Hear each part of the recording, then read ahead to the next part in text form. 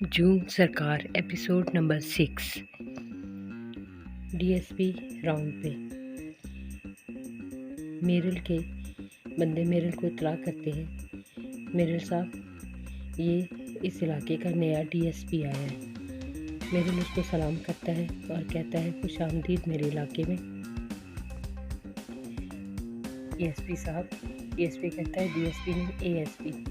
Meryl कहता है कोई नहीं, अंग्रेजी में थोड़ा आगे पीछे हो गया है तो डीएसपी। सवारी तो बड़ी अच्छी रखी है तुमने डीएसपी।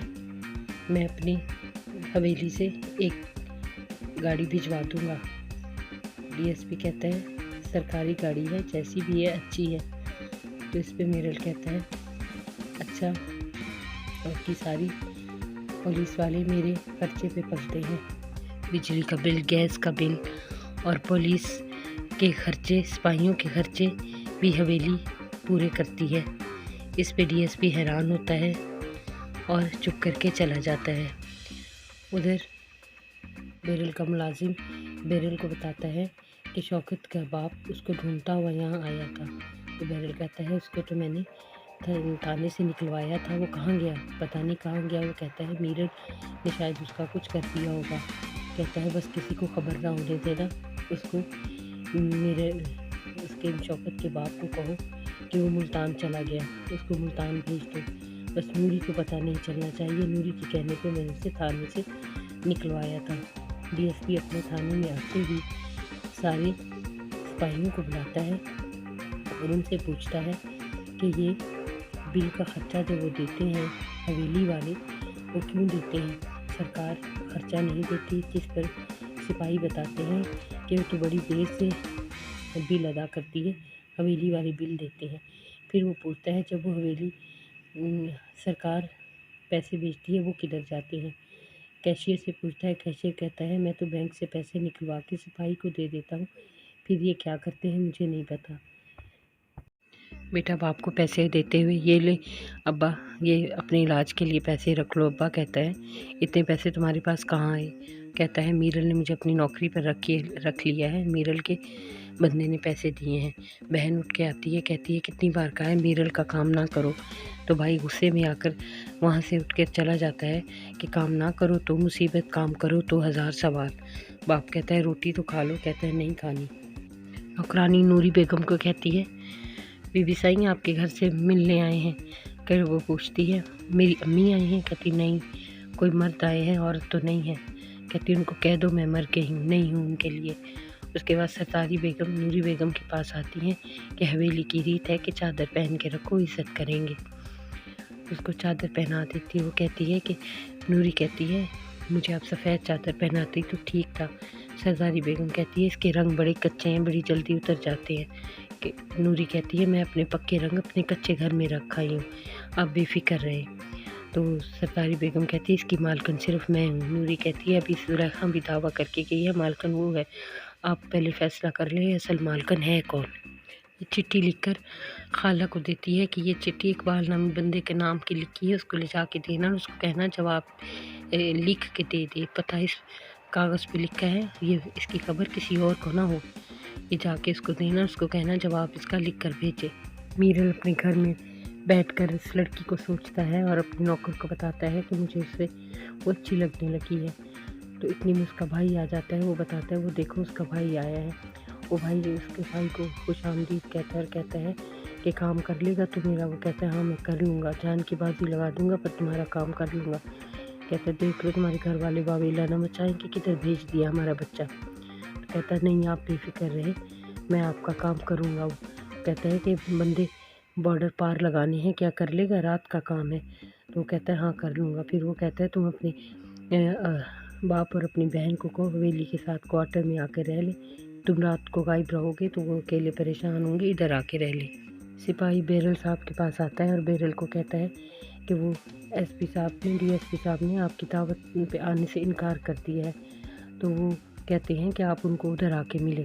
तो वो के बेरल कहता है नहीं मेरे पास टाइम नहीं है, मैं उसको उधर नहीं जाके मिलूँगा, उसको मेरल के कहने पे इधर आना चाहिए था।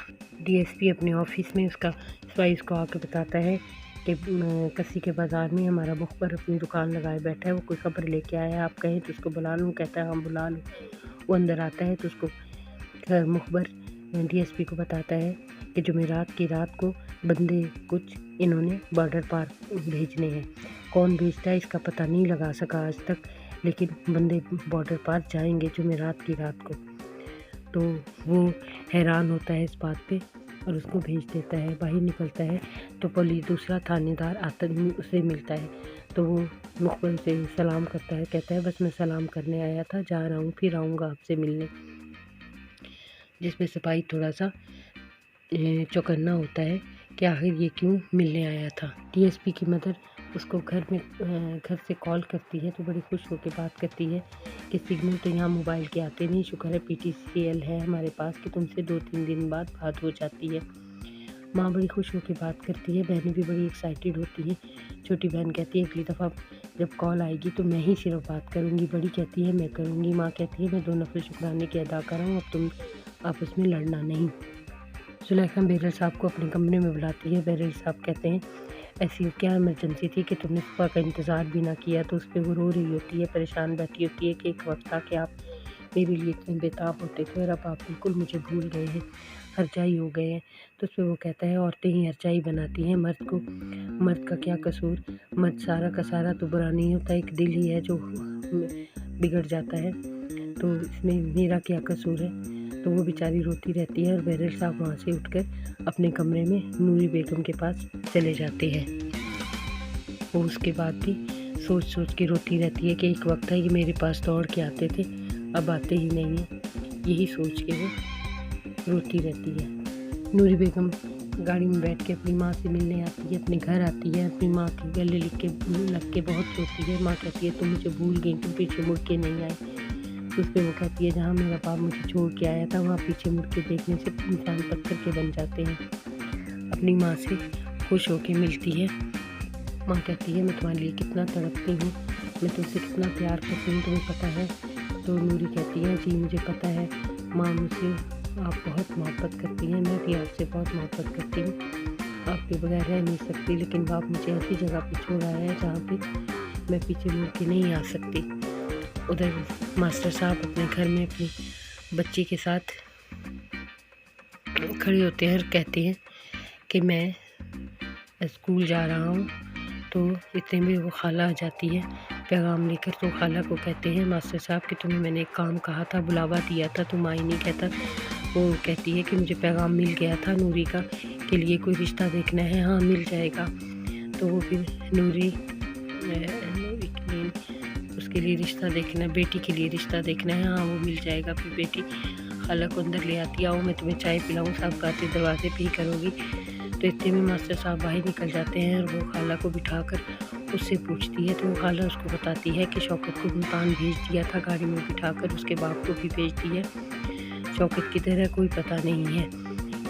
तो मास्टर साहब स्कूल में आते हैं, वहाँ पुलिस खड़ी होती है। वो हैरान होते हैं कि स्कूल बंद क्यों है। मास्टर साहब बताते हैं कि स्कूल पहले तो खुला था, अब बंद हो गया है, और मैंने अपनी बेटी को कोशिश की थी कि बेटी मेरी जगह पर लग जाए, लेकिन किसी ने उसको टीचर नहीं लगने दिया और स्कूल भी बंद हो गया। मेरी एक एक्सीडेंट में टांगे रह गई थी, तो मैं चाह रहा था कि मैं अपनी बेटी को लगा दूँ। तो DSP से तसल्ली देता है कि हम आपकी बेटी की भी कोशिश करेंगे, तो स्कूल दोबारा चालू होगा ये। उधर खाला उसको बातें बता रही होती है कि वो जो शौकत है वो तो चला गया है मुल्तान, तो वो यहाँ नहीं है।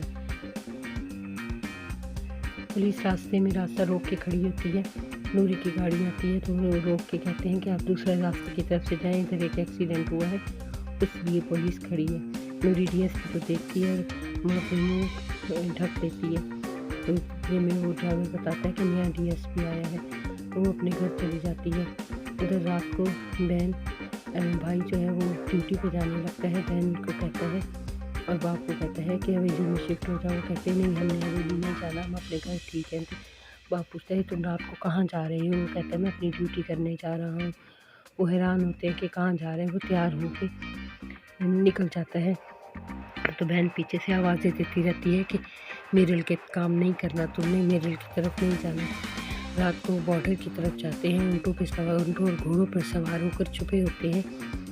और एक बड़ा बंदा उनमें से कहता है कि जब तक हमें उधर से इशारा नहीं आता हम मूव नहीं करेंगे। इतने में पुलिस आती है और सबको पकड़ लेती है।